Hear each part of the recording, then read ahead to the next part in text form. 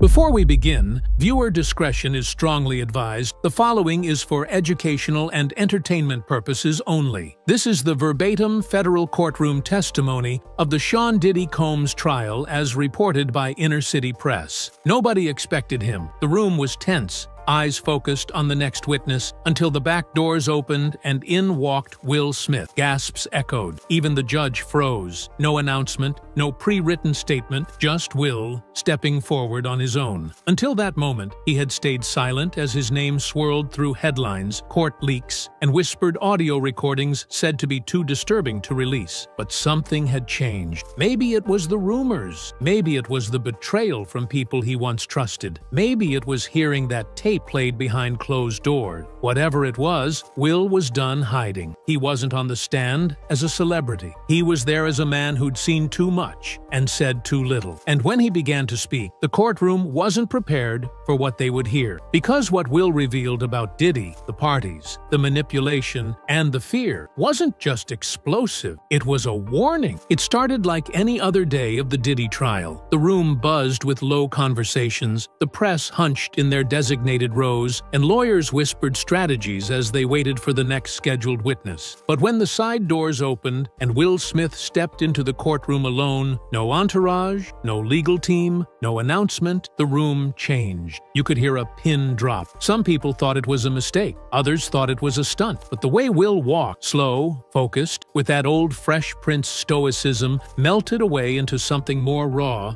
told everyone this was real. The judge raised an eyebrow, and Diddy, who'd been smugly lounging at the defense table, suddenly looked tense. Will walked straight to the witness stand. No eye contact with anyone. He didn't even glance at Diddy. "I wasn't asked to come here today," Will began. "I asked if I could speak." The judge allowed it. And from that moment on, the entire trial shifted. Because what Will Smith was about to say wasn't part of any media narrative. It wasn't a social media leak. It was something that had haunted him for years. Something that began at a party no one was supposed to talk about. "I've kept a lot inside for a long time," he said. "I've laughed on red carpets. I've won awards. I've made movies about honor and strength. But none of that can hide what I saw, what I experienced, and who made it happen." He turned just slightly toward Diddy. "You did." Will Smith told the courtroom that it started like many Hollywood stories do, with an invitation. It came through a mutual contact, someone I'd worked with before. The way they framed it, it was supposed to be a celebration.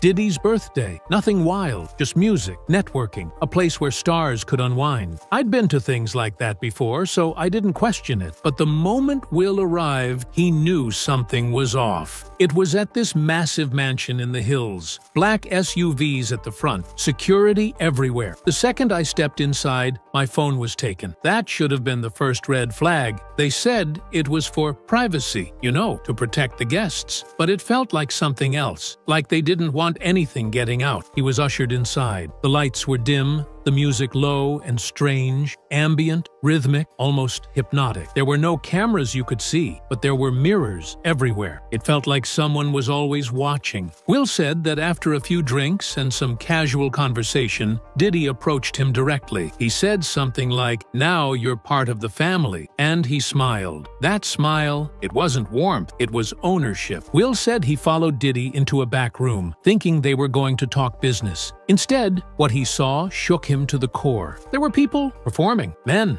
women. Some I recognized from film and music. Some looked young, too young. There were others watching, like it was entertainment. And Diddy? He was laughing, like it was the most normal thing in the world. He paused, swallowing hard. "I didn't know how to leave. And that was the point. Once you're in, you're in." Will continued, his voice steady but hollow. "A few days after the party, I got a call. Blocked number. All the voice said was, 'Hope you had fun, Fresh Prince.' Then they hung up. He thought it was just a weird prank, until an envelope arrived at his office. It was unmarked. Inside was a flash drive. I almost didn't look, but I did. It was footage from that night of me, sitting on a couch, clearly out of it. I don't remember being that out of it, but there I was, laughing at something I couldn't even remember. There was a voice behind the camera, Diddy's voice, saying, "That's how we keep 'em." Will testified that the fear he felt in that moment was unlike anything he'd ever experienced. "I realized I wasn't invited to that party. I was initiated." He said that's when the manipulation began. "I'd get invites to more parties. I declined. Then suddenly, movie roles I was in talks for? Gone. People I worked with for years stopped calling. Rumors started online that I was gay, that I was unstable, that I was cheating. I knew what it was. It was pressure. Diddy didn't need to say it. He just made it clear that silence was the cost of peace. And so, for years, Will said nothing. He smiled through interviews, brushed off rumors, focused on work. But every time I saw a news story about someone else speaking out, Cassie, Don Richard, even Meek Mill's name being dragged into this, I thought, if they're speaking, why am I still quiet? He looked around the courtroom. Diddy didn't just ruin people's careers. He made them fear telling the truth. And that, Will said, was what finally brought him to court. Will paused, glanced at the jury, and leaned closer to the mic. It wasn't just a video. That was the leash. He said from that moment on, everything he did felt like it had strings attached to it. He explained that calls would come through his agent, invitations to events, meeting, projects. When he said no,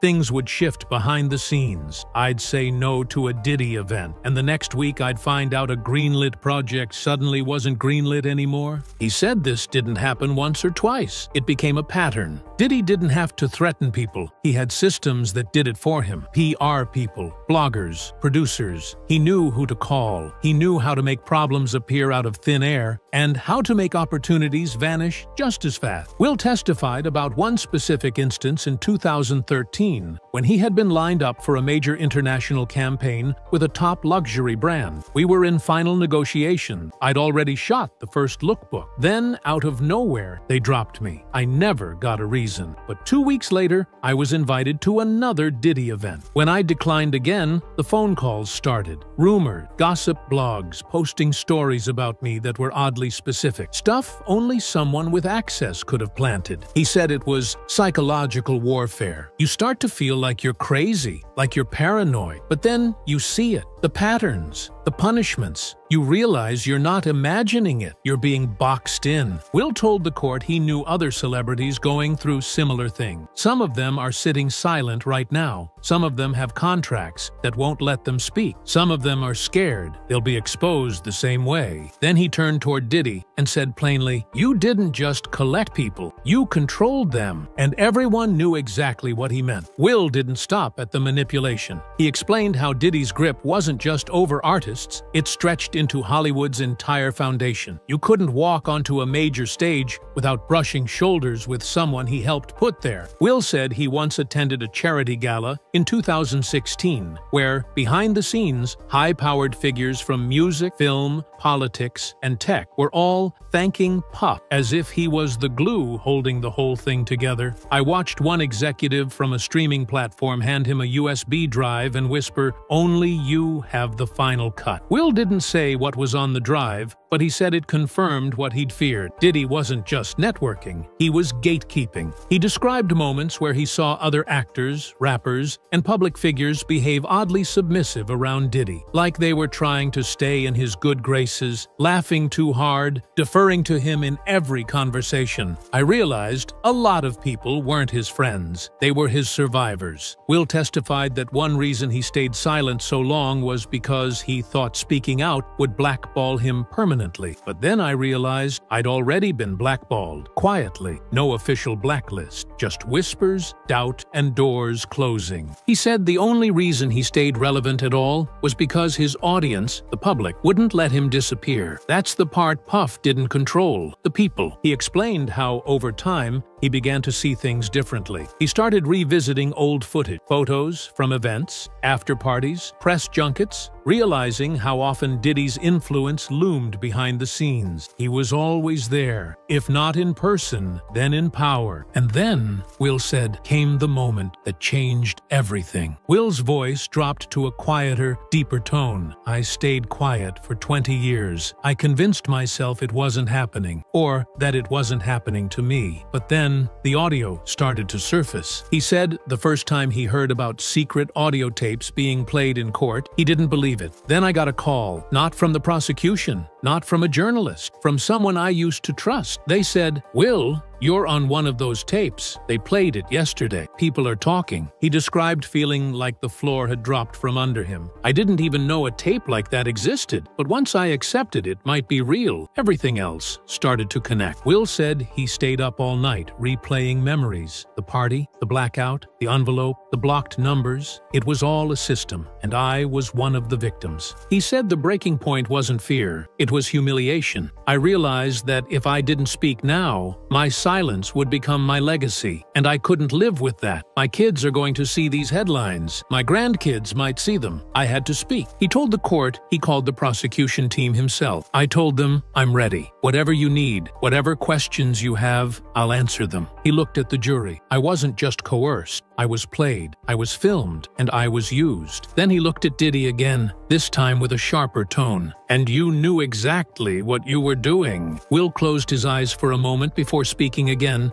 as if preparing to relive something he had fought to forget. "When the prosecution asked if I wanted to hear the audio, I hesitated," he said, "but I knew I had to. They played it behind closed doors. No press, no jury, just the judge, the lawyers, and Will. I heard myself laughing," Will said slowly. "It was hollow. It wasn't real. I sounded drunk. No, drugged." He described the background of the audio. Slow music, low voices, the occasional cheer or shout. "Then I heard Diddy, clear as day, saying something like, 'That's how we break 'em in.' And then I heard my name. They were saying my name while doing things I don't even want to repeat." He said it wasn't just humiliating, it was horrifying. There's a difference between being embarrassed and being stripped of your humanity. That tape, it took something from me. Will's voice cracked for the first time. He looked down, collecting himself, then continued, "I never consented to being recorded. I never agreed to be a part of that. But Diddy recorded it. He kept it, maybe to use, maybe just to have." He explained how, for years, he couldn't figure out why he would feel sudden anxiety when certain names were mentioned, why he had panic attacks during simple interviews.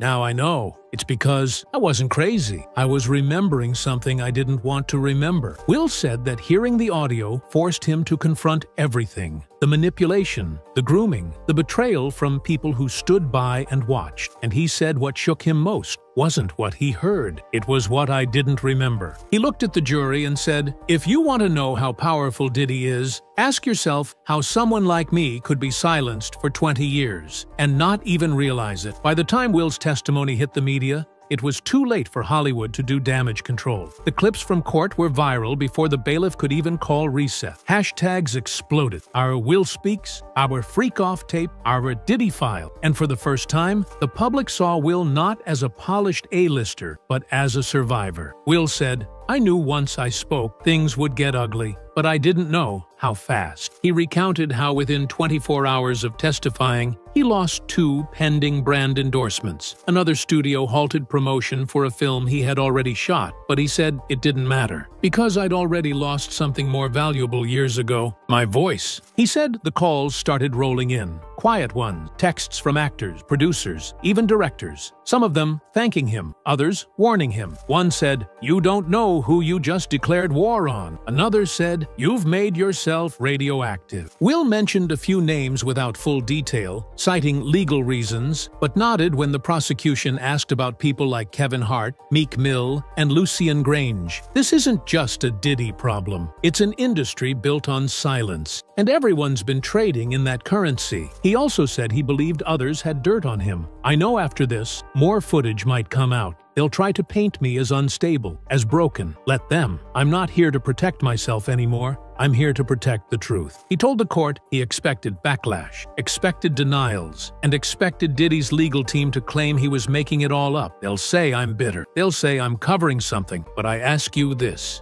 If I was lying, why did I wait this long? Why now, when I have more to lose than ever?" He ended that part of the testimony with a line that silenced the room. Sometimes the truth comes late, but it still hits like thunder. For his final statement, the judge allowed Will to speak directly to Diddy. He stood from the witness chair, walked a few feet closer, and looked him in the eye. "You built an empire out of manipulation," he began. "You called it success. You called it culture. You called it love, but all you built was fear. Diddy didn't respond. He sat there, motionless, his lawyer whispering in his ear. Will didn't blink. I saw what you did to those girls. I saw what you did to me. I heard the things you said about me when you thought I wasn't listening. You broke people for sport. Then Will pulled something from his pocket. An old photo. This was me in 2004, right before the first party. That's the man I used to be. He held it up to the court. I haven't seen him in years. Will turned to the jury. If you think this is just about Cassie or me or one night in some mansion, you're not seeing the whole picture.